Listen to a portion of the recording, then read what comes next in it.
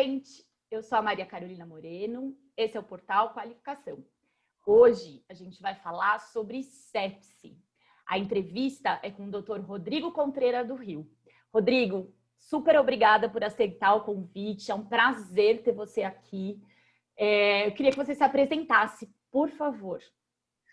Obrigado, Carol. É um prazer poder estar aqui nesse convite, aceitando esse convite para a gente falar de sepse, que é um assunto tão importante e sempre atual, né? Eu sou médico, sou formado pela Santa Casa de Misericórdia de São Paulo e hoje, atualmente, eu trabalho no Instituto de Infectologia Emílio Ribas, lá eu faço ambulatório, trabalho numa CCH do Hospital Santa Isabel, que é um hospital privado, e dou aulas na própria faculdade a qual eu me formei. E me divido entre esses três atividades e o consultório também, e é o trabalho que eu venho fazendo, né? Recentemente aí com muitas ações aí por causa da pandemia, mas não deixamos de falar de sepse, muito pelo contrário, vocês vão ver aí ao longo da nossa conversa que as coisas estão mais associadas do que se pensa.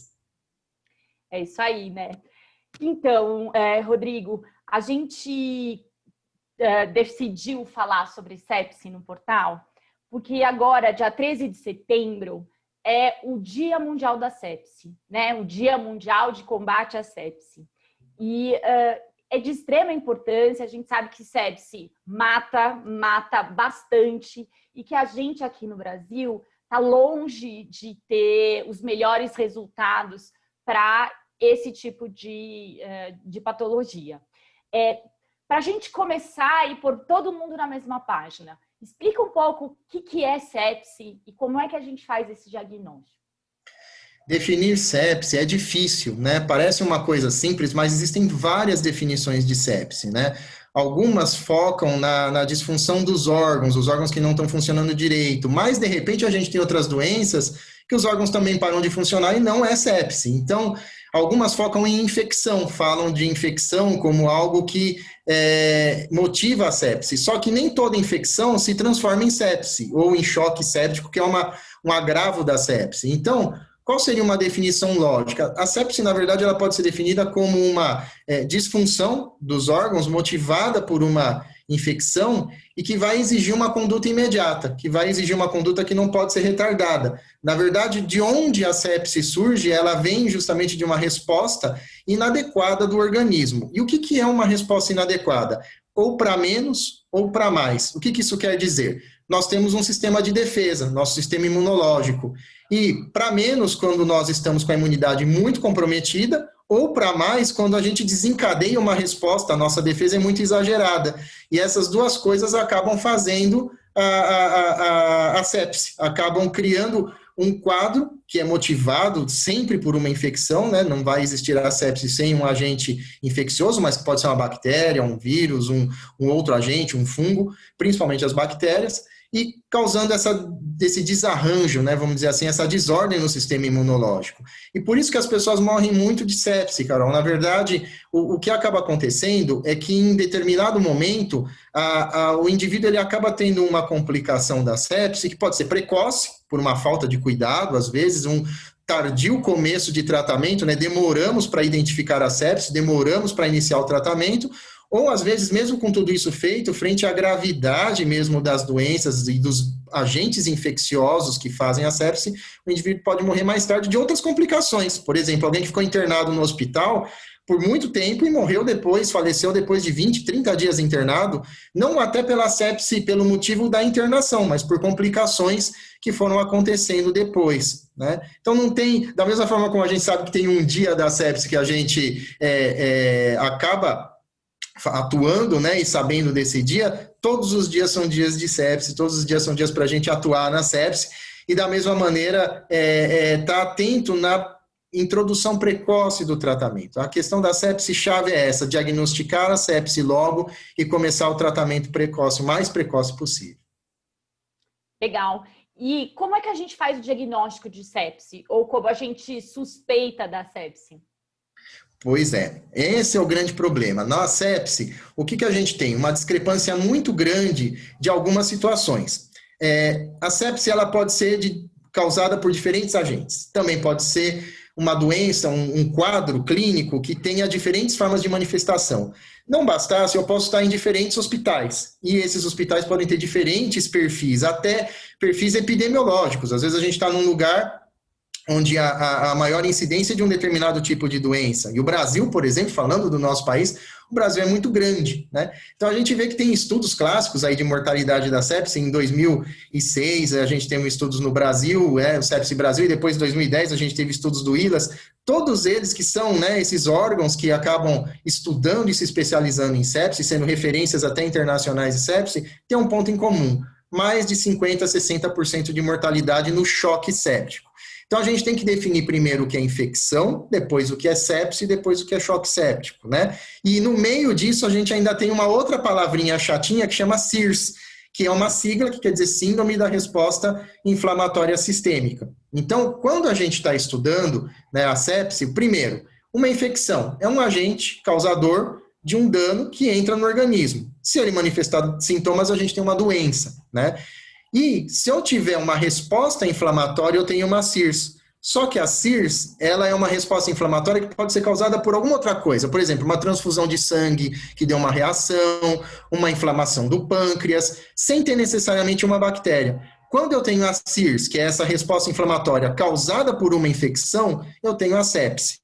E quando essa sepse não consegue ser tratada, né, com medicamentos, com antibióticos, com reposição de volume, né, soro mesmo, a gente tem que dar soro para as pessoas, né?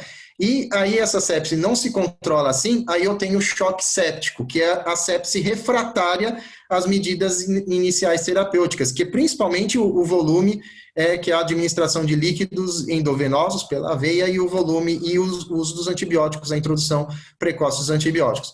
Então, são vários significados. Antigamente tinha mais um, as pessoas falavam em sepse grave, né? A sepse grave estava meio no meio do caminho, entre a sepse e o choque séptico. Mas por que caiu em desuso esse termo?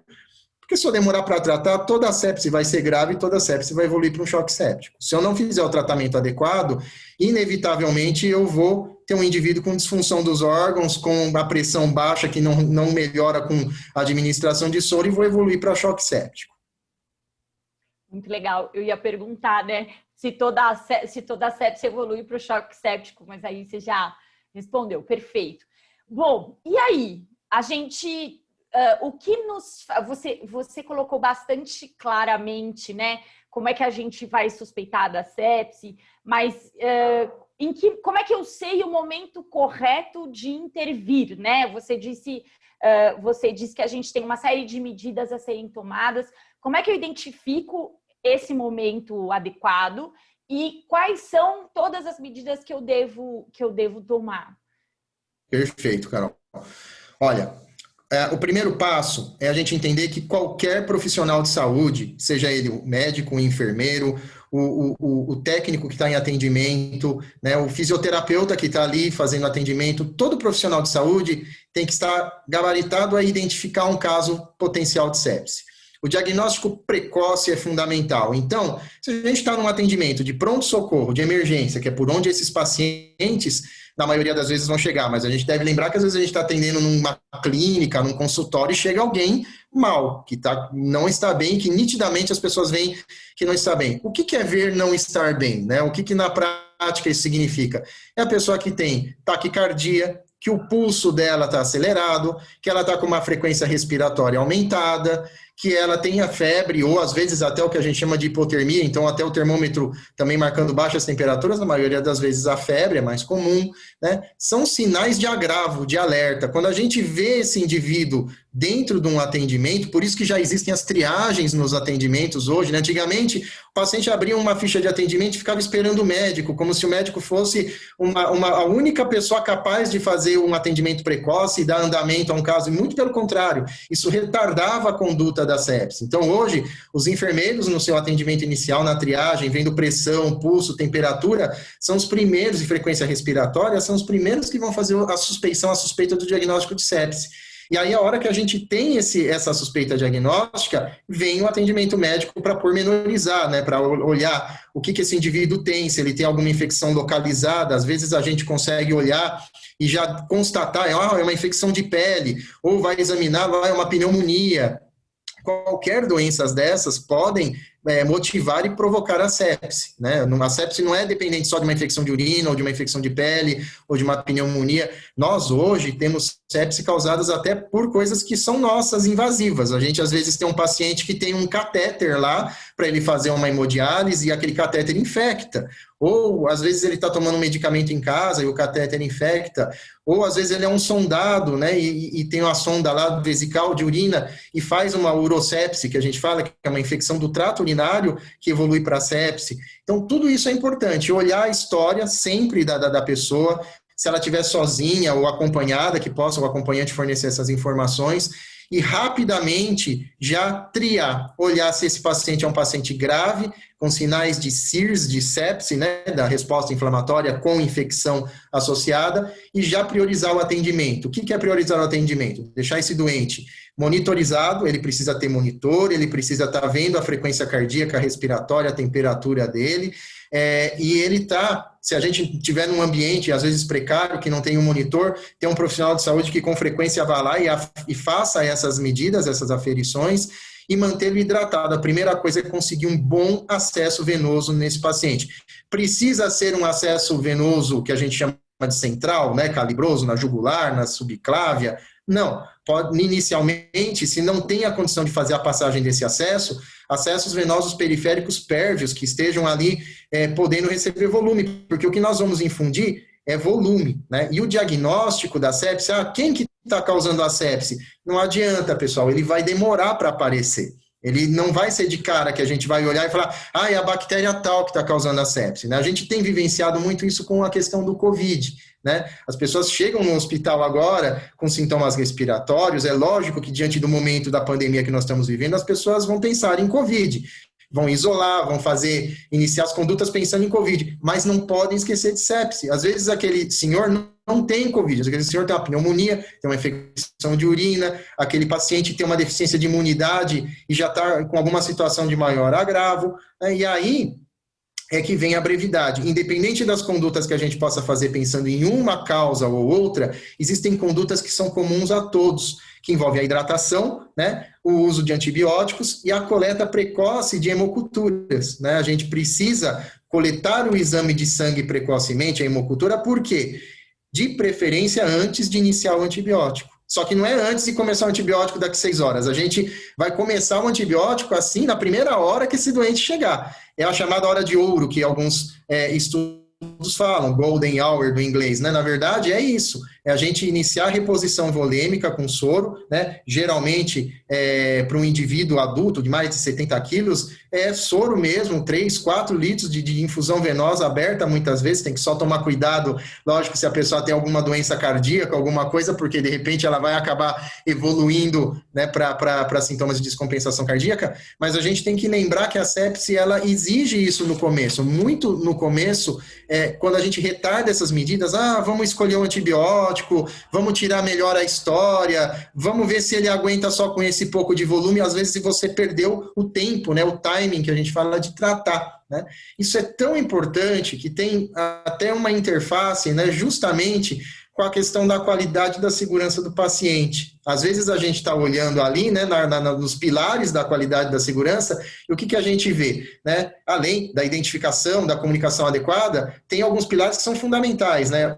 Como prescrição adequada de medicamentos, né? Então, de repente, na sepse, isso se inclui, né? Eu prescrever com retardo ou não prescrever, nada mais é do que estar desrespeitando uma daquelas regras, né? E dentro dessa perspectiva, a gente tem que estar muito atento a fazer as coisas logo, né? Depois que o doente estiver estável, nós vamos pensar em investigar melhor, em colher outros exames, né? Existem critérios, né, Carol, que são interessantes, que às vezes as pessoas começam, ainda mais porque é um doente que muitas vezes vai para terapia intensiva, né? Vai ficar numa unidade de terapia intensiva, um doente com sepse só fica no quarto se não tiver vaga na UTI, né? Então, ele que vai para a terapia intensiva, nós temos uma tendência a entender, agora vem aquele monte de regra, de score, de sigla, né? Vamos somar ponto, faz mais que 20, faz menos que 30. calma, gente, calma. A gente precisa, se a gente souber fazer isso, ótimo, tanto melhor. Se a gente tiver acesso a essas ferramentas, tanto melhor. O que a gente tem que estar atento é lembrar do seguinte: todas essas ferramentas foram criadas a partir de sinais e sintomas clínicos. A pontuação que a gente dá para elas decorre de sinais e sintomas clínicos. Então, se eu ver a frequência respiratória, a frequência cardíaca, a temperatura, o estado geral do paciente, turgor da pele, enfim, uma série de achados que num exame clínico que a gente tenha que fazer em todas as pessoas, a gente faça nesse paciente, eu já consigo ter todos os subsídios, ou a maioria deles, para o meu suposto score. Eu poderia criar um score ali, né, e fazer. Lógico que existem alguns que são padronizados, então tem um que é muito bonitinho, né, que eles chamam de SOFA, né, e aí, como ele tinha muitas perguntas, eles criaram um Q-SOFA, que é o Quick SOFA, é um sofazinho, é um sofá mais rápido, vamos dizer assim. E, na verdade, vai falar do quê? Adivinhem, vai falar de frequência respiratória, vai falar de estado mental e vai falar de pressão arterial. Ou seja, tudo aquilo que a gente, na triagem, já tinha feito. Porque na triagem eu vou saber se uma pessoa está confusa ou não, independente dela ser idosa ou não, vou saber se ela está rebaixada do ponto de vista neurológico, né? E aí é muito importante a família junto, quando tem alguém presente, para justamente alguém dizer, ó, ele não é assim, ela não é assim, né? Não é dessa forma que ela é em casa. Isso a gente tem que dar muita atenção para o idoso, porque nós temos uma tendência a achar que o idoso, ele é vozinho, ele já é confuso. Não, às vezes é um senhor rígido, uma senhora rígida que estava ali fazendo um curso de EAD na casa dela e se sentiu mal, entendeu? Estava fazendo ensino à distância e se sentiu mal. Então, totalmente independente para as chamadas atividades da vida diária e que evoluiu com um quadro, né? Isso é muito importante para a gente, identificação precoce. Depois que o doente já está hospitalizado, num devido leito, com suporte, monitorizado, acesso venoso, começamos o antibiótico, nós já vamos falar de quais, né, antibióticos, por onde que a gente vai nesse caminho, né, porque fala antibiótico, parece que eu ponho a mão numa caixa e tiro e tá ok. Não é bem assim, né, a gente tem alguns critérios aí. Aí eu vou olhar o quê? Vou olhar se o doente tem no hemograma uma plaqueta baixa, né? O lactato, que é um exame importante na sepse, que a gente colhe no exame de sangue, faz uma gasometria para ver pH. O lactato é um exame importante a ser observado, porque o lactato alto, a elevação desse marcador é um marcador não só de diagnóstico, mas também de prognóstico na sepse, ou seja, ele não serve só para dizer se eu tenho sepse, mas serve também à medida do tempo, para dizer se o meu doente está evoluindo bem ou não, né? A elevação de outros marcadores, bilirrubinas, transaminases, às vezes são o que a gente chama de marcadores indiretos. Eu posso olhar esse exame sozinho e ele não me dizer nada. Tem um doente lá internado com hepatite que está com esses marcadores elevados e ele não está em sepse, né? Mas eu tenho que olhar, na verdade, esses marcadores de uma forma conjunta, associado ao sintoma clínico, aos sintomas clínicos, porque a gente tem que lembrar que a sepse é uma doença sistêmica. Não tem uma parte do nosso organismo que não vai sofrer com a sepse. Então, aquela ideia de que é um órgão que está sendo acometido, só da infecção, isso já caiu em desuso há muito tempo. A gente tem uma doença de microcirculação, de pequenos vasos, e que ela vai gerando um componente, né, destrutivo de vários órgãos. Aí, quando a gente tem mais de 2 ou 3 órgãos acometidos, a gente começa a falar da chamada síndrome de disfunção dos múltiplos órgãos, que é quando as pessoas já têm um desfecho. Aí a mortalidade, né, a chance de óbito é muito maior, tá? Só para a gente lembrar dessas nuances no diagnóstico.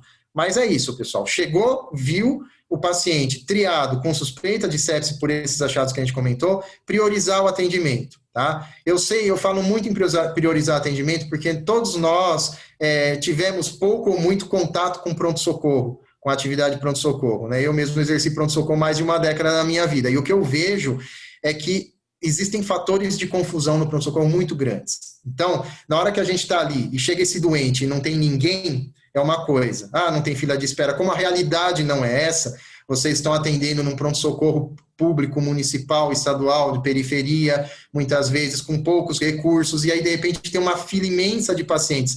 Tem que saber separar, né? Hoje nós estamos falando de sepse, mas tem que saber separar AVC, infarto, sepse, tudo isso é prioritário no atendimento. Senão, a gente acaba atendendo quem vai receber um atestado porque está com dor nas costas e vai deixar de diagnosticar o infartado, ou pior, aquele com dor nas costas pode ser um infartado. No caso da sepse, a gente tem que lembrar que o paciente com sepse, ele pode manifestar coisas muito explícitas às vezes. Ele chega com uma infecção pulmonar, uma infecção de pele, às vezes não. Às vezes o doente só tem a febre, só tem a hipotensão, e eu posso fazer o exame físico que for naquele momento, que eu não vou encontrar nada muito específico que dê o diagnóstico do foco da sepse. Não achou no começo? Não se preocupem. Conduz inicialmente as medidas iniciais, hidratação, antibiótico terapia e o suporte que esse doente tem que ter na terapia intensiva, e depois a gente segue na nossa busca quase que paranoica para tentar achar esse foco quando a gente não consegue achar de cara. Muito legal. Quando a gente está falando ainda de diagnóstico, você falou sobre o lactato, que é importante, e você falou sobre os marcadores indiretos. Pensando na maioria da galera que não tem acesso a tanto suporte laboratorial, principalmente. Se a gente pudesse escolher um ou dois exames a serem feitos para aquele momento, quais seriam? E outra, antes de fazer a antibiótico-terapia, nesse paciente que eu estou suspeitando de sepse, já tem indicação para coleta de hemocultura antes de fazer a primeira dose? Perfeito, Carol. Tem. Vamos começar pela hemocultura. Então, as hemoculturas devem ser coletadas, né, de preferência antes da gente iniciar a antibiótico-terapia. Às vezes, nós vamos ter situações que o paciente já toma um antibiótico e a sepse está sendo causada por um agente conhecido. Às vezes isso acontece. Nem sempre, na maioria das vezes, os casos de sepse vêm ainda no hospital, chegam ao hospital com um agente desconhecido até aquele momento. Então, vai se exigir a coleta de hemocultura. Por que a gente pede para coletar logo? Porque depois que eu entrar com antibiótico, a chance dessas culturas positivarem cai. Né? Essas culturas vão ter mais dificuldade de se tornarem positivas porque o antibiótico às vezes nem está fazendo tanto efeito ainda na sepse, mas já é o suficiente para inibir o crescimento da bactéria naquela amostra de sangue que eu colhi do paciente. Se eu coletar 1, 2 horas depois de ter começado o antibiótico, esse antibiótico já difundiu ali na corrente sanguínea, já atingiu o que a gente chama de nível sérico muitas vezes. Então, o que acontece? Eu estou ainda no começo de um tratamento, meu doente ainda está muito vulnerável, fragilizado, mas eu já tenho exames que podem dar negativos por ter coletado a hemocultura depois do antibiótico. Então, o ideal é coletar antes, tá? Qual antibiótico, né? Os antibióticos que a gente pensa na sepse são optados, escolhidos, pensando nas causas principais de sepse. Infecções pulmonares, infecções do trato urinário, infecções de pele e tecido subcutâneo, tá? Isso falando de quem está na comunidade, não está já internado no hospital, né? Que esse é um outro ponto que depois a gente geralmente tem os antibióticos direcionados, né? Mas, nesse doente que chega no hospital, o antibiótico que a gente tem que fazer é um antibiótico de amplo espectro. Geralmente se opta por uma cefalosporina. Cefalosporinas são antibióticos das classes dos beta-lactâmicos, né? Tem as penicilinas, as cefalosporinas, e geralmente a gente opta por uma cefalosporina de terceira geração. A mais comumente usada é o ceftriaxone, né? Poderia ser o ceftazidime, cefepime, tem outras drogas que são cefalosporinas de terceira e de quarta geração. O ceftriaxone classicamente acaba sendo mais utilizado. Posso usar um outro antibiótico, um inibidor de beta-lactamase? Pode usar uma piperacilina tazobactam. Posso usar um carbapenêmico, um meropenem? Pode usar um carbapenêmico. Qual que é o problema? O problema é que se a gente usar drogas de espectro voltado para bactérias intra-hospitalares, a gente corre risco de induzir resistência. Tem esse fator. E também a gente está usando uma droga que às vezes não seria necessária, pensando que as infecções são comunitárias. Então, quem causa infecção de pele? Streptococcus, estafilococcus, que geralmente são sensíveis. Quem causa infecções pulmonares? Streptococcus, principalmente, né? Infecções do trato urinário, Escherichia coli, né? Só que isso é o conceito geral. Então, a gente inicia o antibiótico, colhe as hemoculturas, e aí vem um personagem fundamental nesse processo, que é o nosso amigo laboratório. Ele tem que ser nosso amigo. O laboratório, ele precisa estar do nosso lado. Nosso lado em 2 aspectos: ter o exame e dar o resultado logo. Então, o que a gente convive muitas vezes? Às vezes a gente está ali, tem um laboratório, ele colhe o exame, e a gente fala, olha, eu preciso desse exame para saber qual bactéria está crescendo.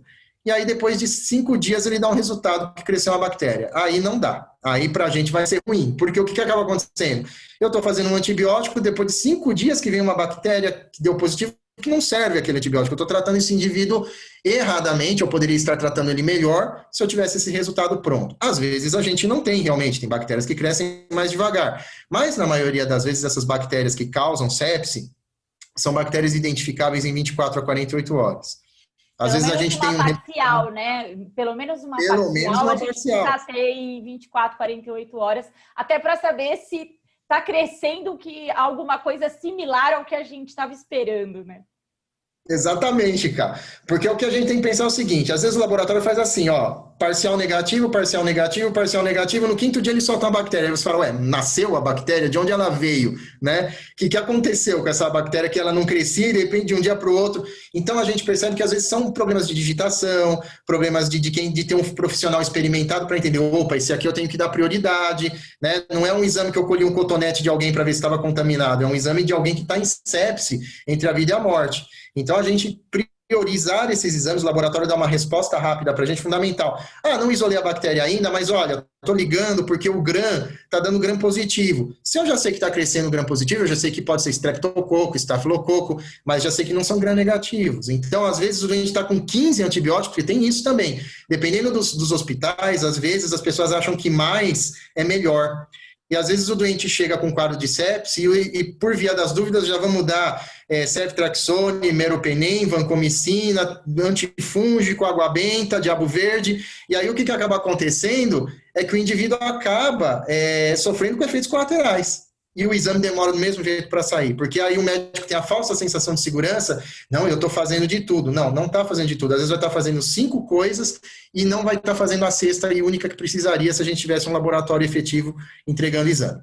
Dos outros exames, a gente pensa muito no quê? No lactato e na gasometria, né? Esses exames são fundamentais, não tem paciente, né, com investigação de sepsis sem ter uma gasometria para ver pH, bicarbonato e um lactato, né? E também, lógico, como a gente está falando de infecção, um hemograma completo, com a série branca, a gente vê quantos leucócitos tem, presença de plaquetas baixas ou não, né, a plaquetopenia, e também a função renal. A gente tem que lembrar que um dos órgãos mais acometidos pela sepse é a disfunção renal, né? Então, já de cara, a gente sabe se esse indivíduo já tem ureia, creatinina elevadas, porque isso é um fator de mau prognóstico, tá? Esses exames, eles vão ajudar a gente durante todo o tratamento do paciente, e eles não devem servir de diagnóstico, muito mais eles nos servem como um monitoramento depois ao longo do tempo. Legal. A gente, né, de tudo isso que a gente conversou, a gente vê as organizações definindo muito um protocolo para identificação precoce e tratamento precoce. A maior preocupação de todo mundo é a golden hour, né? É a hora de ouro, assim. Qual que é a importância, né? Como é que você vê essa questão da entrada do protocolo, de ter um protocolo institucional que faça esse diagnóstico? Por quê? Para quê? E qual é o impacto de ter esse protocolo implementado, diferente da situação da gente deixar cada equipe resolver em cada plantão como essa sepse vai ser diagnosticada e tratada num primeiro momento? Perfeito. Carol, o protocolo, ele é um terror da área da saúde, muitas vezes, né? As pessoas olham um protocolo e veem o protocolo como um inimigo, e isso é errado, né? O protocolo, ele diminui mortalidade, ele diminui morbidade. Então, às vezes as pessoas olham um protocolo e só enxergam o desfecho secundário, que é redução de custo. Na verdade, o desfecho primário, que é o mais importante, é melhora da qualidade do atendimento e redução de morbidade e de mortalidade. E os protocolos de sepse não fogem disso. E por que tem que existir um protocolo para a sepse? Vocês já devem ter percebido, aí no que a gente está conversando, que se a gente deixar aberto isso, é um caminho interminável, não tem fim. As pessoas, eu posso estar indo no hospital agora e de repente o médico que está lá, ou a equipe que está lá assistencial, fala, não, aqui na sepse a gente só trata com droga para gram positivo, a gente prona o paciente, a gente deixa ele com uma hiperventilação, e aí você vai no outro, não, aqui a gente não colhe nada, a gente só dá volume. E aí você começa a perder a mão, porque justamente todo mundo começa a olhar e fala, ué, mas cada um faz uma coisa? Como assim? Tem coisas que tem que fazer para todo mundo, e eu não posso deixar de fazer. Protocolos são muito mais para nos balizar a fazermos as coisas indispensáveis do que privar a liberdade do médico de raciocínio ou de quem quer que seja no atendimento, né? O raciocínio médico, ele existe, ele vai existir sempre. E o protocolo, na verdade, é para você simplesmente não esquecer de fazer coisas que já são comprovadas que, se você esquecer, vão impactar na mortalidade do paciente. Então, essa questão da hemocultura precoce, do antibiótico precoce, da hidratação precoce, do uso das drogas vasopressoras, né, noradrenalina, quando o indivíduo não está recuperando a pressão dele arterial com apenas a hidratação, tudo isso vai ter que estar no protocolo. Em algum momento ali vai ter que estar escrito, olha, quais exames fazer, como instituir. Faça como preferir, o que for mais fácil dentro da tua cultura organizacional. Se as pessoas, de repente, entenderem que tem que ter um fluxograma, que é mais fácil para entender, faz fluxograma. Se entenderem que textualmente é melhor, faça textualmente. O que não pode ter? Duas coisas. Não pode não ter o protocolo e ter o protocolo e ninguém seguir, porque papel também aceita tudo. Então, às vezes, a gente coloca, né, aquelas situações assim, a pessoa, como estão sendo os protocolos? Estamos fazendo. Aí você olha o doente na realidade e olha o papel. E são duas coisas que não batem. Então, na verdade, todo protocolo envolve uma palavrinha posterior que se chama auditoria. A gente tem que olhar o que a gente está fazendo. A gente tem que, todo o tempo, estar vendo como a gente está atuando nesses pacientes. Quem faz isso? Todo mundo. Não é a CCIH do hospital, a SCIH, não é a qualidade, não é só a SCIH ou só a qualidade, todo mundo está envolvido. As pessoas que estão envolvidas na cadeia de atendimento, desde o diretor do hospital que permitiu você ter o insumo e aprovou o protocolo, até a pessoa que está na linha de frente assumindo o plantão noturno, todo mundo está envolvido nessa cadeia de atendimento. Então isso é importante, porque o doente só melhora quando todo mundo entende que o protocolo ele é um elo. É o único idioma que todo mundo vai falar, porque se não deixar isso, cada um vai falar a sua língua e o prejudicado vai ser o paciente. Verdade, né? Eu acho que tem várias questões do protocolo que a gente precisa ressaltar. Hoje em dia, falar de assistência à saúde e não falar de custo é impossível, porque a saúde não tem preço, mas ela tem custo. E a gente precisa considerar. Então, matar uma formiga com um tiro de canhão, por exemplo, entrar, né, com um carbapenêmico para uma primeira dose de antibiótico numa suspeita de sepse, não faz sentido, sendo que, na maioria das vezes, a ceftriaxone atende. Claro, estou pensando em uso racional de antibióticos para não queimar etapas e não gerar resistência, mas eu estou pensando em custo, porque o carbapenêmico vai ser muito mais caro, e eu estou pensando no dano a esse paciente que vem, né, com o efeito colateral da medicação. Então, eu acho que é bem bacana a gente colocar, e porque quando a gente estabelece o protocolo, eu tenho, olha, o protocolo da minha instituição é esse, então o meu laboratório sabe que em 1 hora ele precisa liberar o hemograma e o lactato. O meu laboratório de microbiologia precisa me liberar a cada 24 horas um parecer daquela hemocultura. Você faz acordos, você organiza a sua organização, né? Você estabelece como ela deve funcionar para te dar as respostas no momento adequado. E aí você, como gestor, por exemplo, dessa organização, sabe qual é o volume de hemoculturas que você vai ter naquele período do mês, que você pode esperar, não é que você vai ter, mas que você pode esperar. Você vai saber qual é o gasto de antibiótico que está provisionado para aquela situação, quais são os antibióticos que são prioridade dentro da instituição. Então, estabelecer um protocolo para uma doença grave, de alta prevalência, como a sepse, é muito mais do que só ir lá e exigir que todo mundo faça igual, né? Tem tantas variáveis envolvidas para que você consiga entregar um cuidado de qualidade, e é engraçado que as pessoas têm muita dificuldade para ver isso, e nós médicos em especial vemos inicialmente como cercear a nossa autonomia enquanto profissionais. E é muito pelo contrário, né? Porque, assim, se você não padroniza, você não consegue depois olhar para a individualidade daquele paciente. Primeiro, você precisa saber o que não pode deixar de ser feito para depois você adequar aquelas necessidades. Ah, é um paciente já com função renal comprometida, é um paciente renal crônico, é um diabético que não vai apresentar alguns sintomas, não vai fechar critérios de sepse, mas que eu preciso tratar como sepse até descartar completamente, porque ele não pode não evoluir da maneira esperada, né? Não lê o livro, não vai ter todos os sinais que a gente está esperando. Então, é bem bacana colocar isso. Acho que você colocou de uma maneira muito, muito bacana, porque ter um protocolo, acho que é o primeiro passo para você conseguir se organizar e entregar uma coisa efetiva, né? Entregar um cuidado efetivo para os pacientes. Carol, só uma coisa que eu acho que é interessante, só um apontamento rapidamente. Nós vivemos, se existia alguma dúvida sobre a importância do protocolo, a gente constatou agora com a questão do Covid. Como era uma doença nova, que ninguém conhecia, um vírus que até o final do ano passado ninguém tinha conhecimento, o que aconteceu? A doença veio antes, né? A doença veio, começou a acometer a população, primeiramente na China e depois tomou conta do mundo, mas ninguém tinha protocolo. Ninguém sabia nada o que fazer. Por quê? Porque não se conhecia a doença. E aí o que a gente viu foi um festival de condutas. Alguns lugares fazendo tais medicamentos, outros fazendo outros, e não vamos falar de lugares, países, às vezes dentro de uma mesma região, do mesmo estado, às vezes vendo ações e medidas totalmente diferentes, né? Então, mesmo bairro com ações completamente diferentes. Então, o que acabou acontecendo? As pessoas tiveram que, em algum momento, sentar e falar, peraí, gente, a gente precisa padronizar algumas coisas, senão a gente não sabe o que fazer. As prescrições estão muito discrepantes. A gente não sabe se os doentes estão vivendo ou estão morrendo por conta do que a gente não está fazendo. A gente precisa sentar e ver o que tem evidência, o que não tem. Isso é o primórdio para se elaborar um protocolo. Quando a gente institui uma coisa num protocolo, o protocolo ele é um contrato.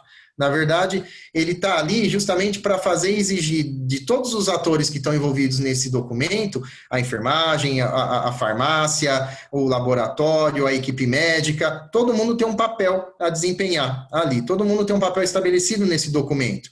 E o cumprimento, inclusive, de prazos, de metas, justamente por quê? Porque, quando que o lactato tem que ficar pronto? Faz aí o lactato e leva lá para ele. Não, agora eu vou trocar o plantão. Não, não é assim. A gente tem um tempo para ver os exames para poder atuar. Então, o protocolo também tem importância temporal, né? Então, justamente, coisas que a gente ainda não tem com doenças novas, como aconteceu com a Covid, e com a sepse, que está aí há séculos, né, atormentando a nossa vida, né? A gente tem ainda muitas dificuldades de fazer um protocolo ser instituído e depois que ele é instituído, fazer ele ser seguido. E uma última coisa, o protocolo ele tem que ser constantemente revisto e atualizado. Não para a gente deixar a organização maluca, né, de ficar atualizando a todo momento, né, que nem o Covid a gente ficou assim, né, porque a cada dia tinha uma coisa nova, mas falando de sepse, justamente para a gente, para nós termos justamente o quê? A evidência científica mais atualizada, depois de ter sido revista, depois de ter sido discutida, não ficar mudando também a luz de qualquer modificação, porque às vezes elas são inócuas, às vezes são modificações que só vão onerar e que não vão trazer benefício para o paciente. A gente também tem que lembrar disso. E não é só por chatice da qualidade, né? Que tem que ficar revisando e atualizando. Existe um porquê de toda essa situação. A qualidade só é o lembrete de que as coisas precisam ser revisadas, né? Muito bacana.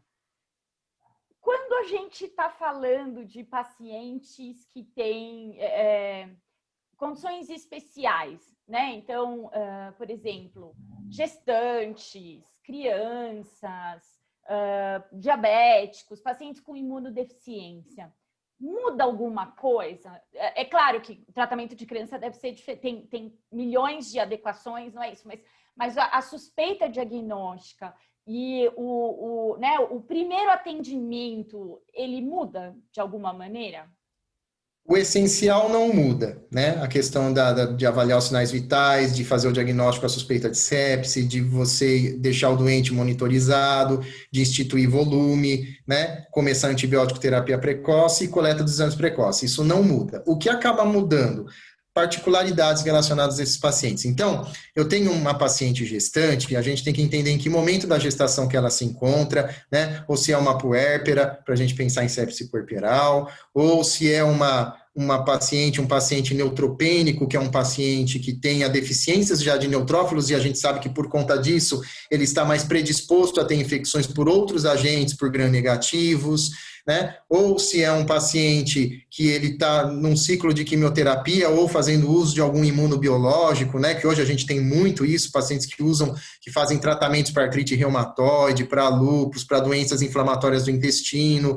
Então, o nosso leque, né? A gente sempre brinca, que é uma coisa interessante, o que acaba acontecendo quando a gente olhava a década de 70, por exemplo, o que a gente tinha eram pacientes que, quando faziam um diagnóstico de uma leucemia, de uma neoplasia, década de 60 ou 70, era visto quase como uma sentença, né? As pessoas não fez um diagnóstico de um linfoneucemia, pronto, vai para a UTI e vai falecer. Era essa a visão de uma doença incurável. Hoje, a gente não tem isso. Hoje, um paciente desce com uma gravidade por alguma dessas doenças para a UTI, é comum a família, ele desce na sexta-feira, é comum a família olhar e falar, doutor, o senhor acha que segunda ele já está no quarto? Por que a família olha desse jeito? Porque a família entende que nós estamos em 2020, que nós não estamos mais em 1960. Então, o que acaba acontecendo? Todo o investimento vai ser dado. Só que essa frase, todo o investimento, tem um grande segredo, um abismo dentro, que é o quê? Quanto que eu vou ter que invadir essa pessoa para ela não morrer? Quanto que eu vou ter que investir? Então, é sonda, é catéter, é um ciclo de químio, é outro ciclo de químio. Eu sempre, quando eu dou aula de hematologia, eu falo para os meus de infecção em hematologia, eu falo para os meus alunos isso, né? Quando eles assistirem o Love Story lá na década de 70, aquele clássico que existe, entre o diagnóstico da moça ter uma doença e ela falecer no filme, são 15 minutos de filme. São 15 minutos de filme. Então, assim, hoje não seriam 15 minutos. Hoje a gente teria um longo caminho a percorrer.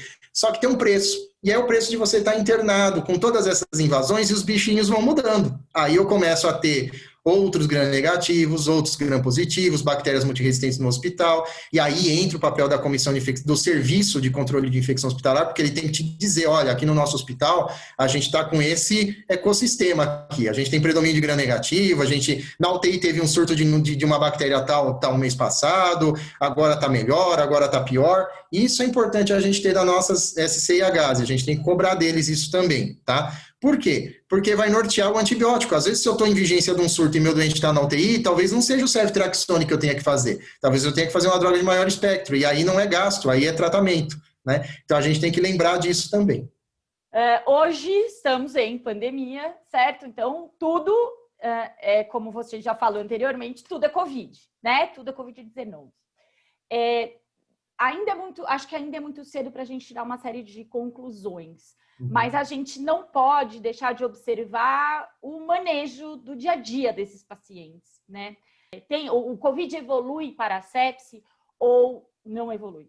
O que é o paciente com COVID grave, né? Não falando daquele que vai para casa, que não vai ter maiores agravos, que graças ao bom Deus é a maioria, mas o que a gente vê dos graves, e que são muitos, né?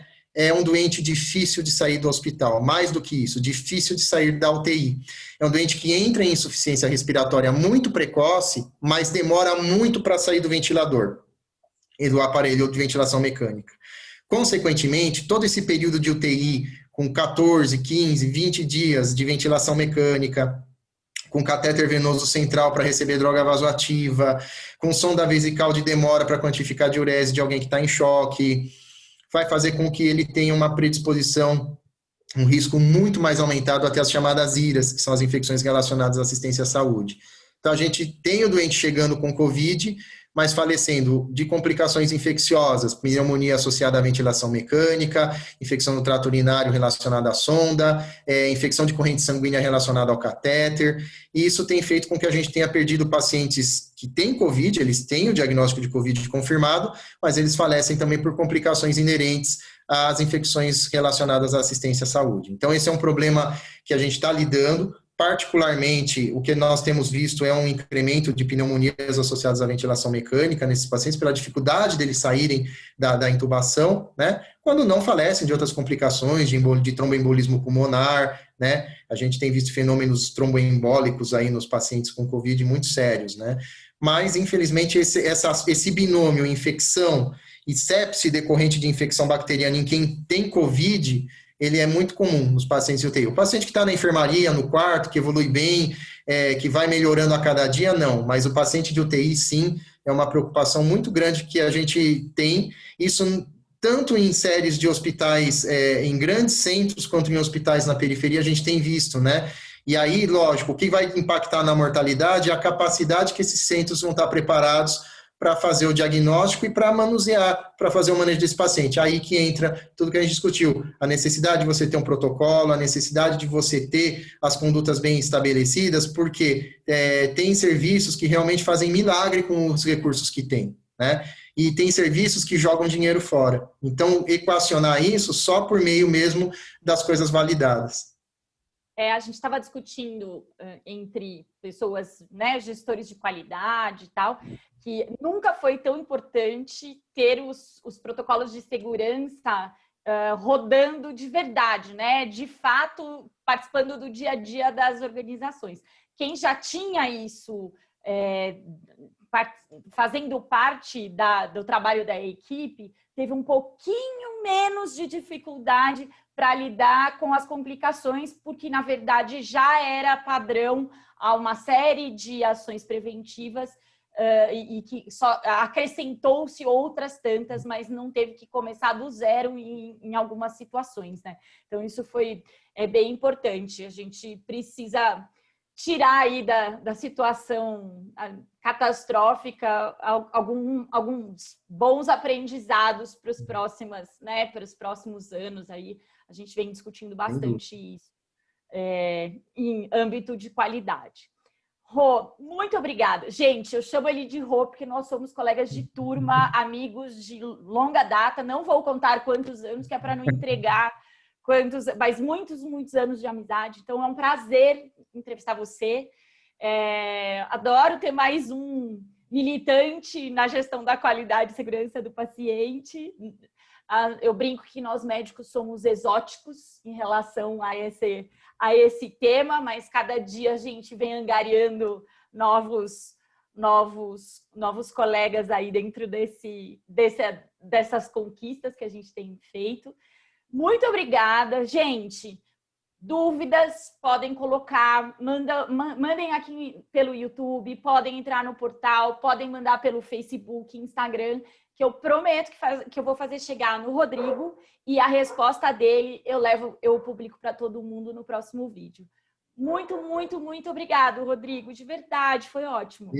Eu é que agradeço, Carol, agradeço a oportunidade de participar, a oportunidade da gente estar falando de um assunto tão importante, parabenizo pelo trabalho que está sendo feito, acho que tem tudo para ir adiante com um sucesso tremendo, porque a gente tem a carência da informação, ela é sistêmica, ela está em todos os lugares, mesmo em centros maiores, em centros mais afastados, e a gente tem que chegar a todo mundo, a gente precisa falar dos assuntos e esse trabalho é brilhante. Na verdade, é um prazer a gente poder ter ajudado e espero que as dúvidas sejam aventadas sempre, porque eu sempre, cada vez, quanto mais eu estudo, mais dúvida eu tenho. Então, é importante que a gente participe isso também, para não parecer que nós somos os donos da verdade, que a gente não sabe, não. A gente está aprendendo todo dia e esse ano, particularmente, veio para eximir a gente de qualquer dúvida sobre isso. Nós estamos aprendendo coisas novas a cada dia. Então, mais uma vez, obrigado pela oportunidade e eu fico à disposição.